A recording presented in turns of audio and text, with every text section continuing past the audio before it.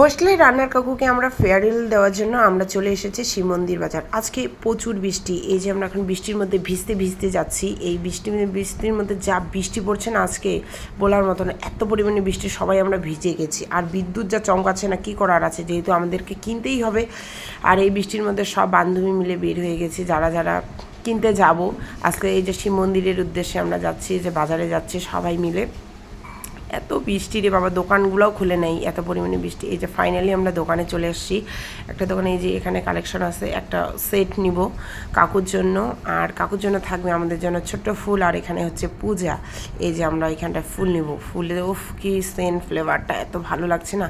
আর এইদিকে দেখো মেলা হচ্ছে, মেলার মধ্যে জল লাগিয়ে গেছে। আর ফাইনালি বাজার করে তো এই যে আসার সময় যাচ্ছি, এখন বৃষ্টিটা অনেকটা কমে গেছে। এই যে কাকু আমাদের এন্ট্রি নিচ্ছে, সবাই মিলে হাততালি দিয়ে। কাকুর জন্য শুভকামনা অনেক রইল আগামী দিনের জন্য। আমাদেরকে অনেক সুন্দর সুন্দর করে রান্না করে খাওয়াইছে। এই যে সব মেয়ে হোস্টেলের। এই যে কাকু অনেক কিছুই বলছে, কিন্তু এখানে শোনা যাচ্ছে না, জন্য ফ্যান চলছে না, এর জন্য আর শোনাইতে পারলাম না। এই যে মাসিরা সবাই মিলে অনেককে অনেক কিছু বললো, তারপরে কাকুকে আমরা সবাই মিলে দিলাম আমাদের তরফ থেকে ছোট্ট একটা উপহার।